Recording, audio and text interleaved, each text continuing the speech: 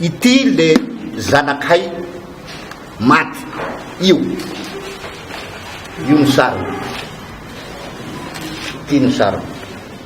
io le zanakay maty adiny fito vao zay carrière vohotry ny le zavatra vitanareo amin'ny iny CD iny vohotry tsisy tanàna zany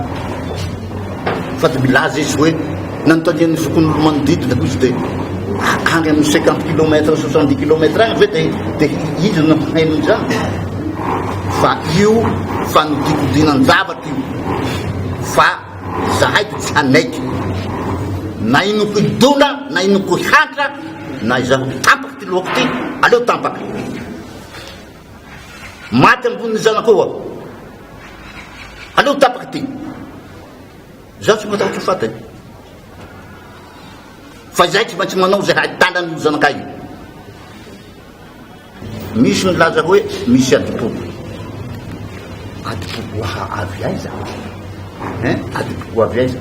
zaho zao vinantoko merina raiky amby folo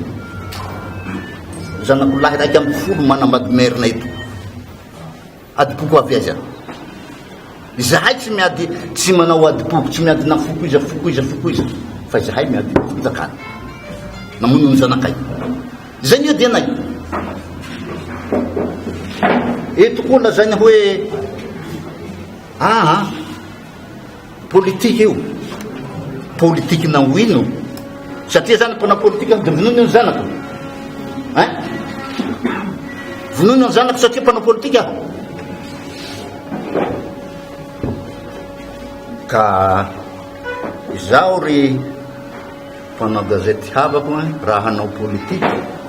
ho miresaka ny hoe jety privé nankanytailamy izy atao anatiny ireny zao tokony rasainareo hanao politiky fa zahay tsy miresaka an'izay fa miresaky ny zanakay mitady ny zanakay io no olana misy am'izao fotoana zao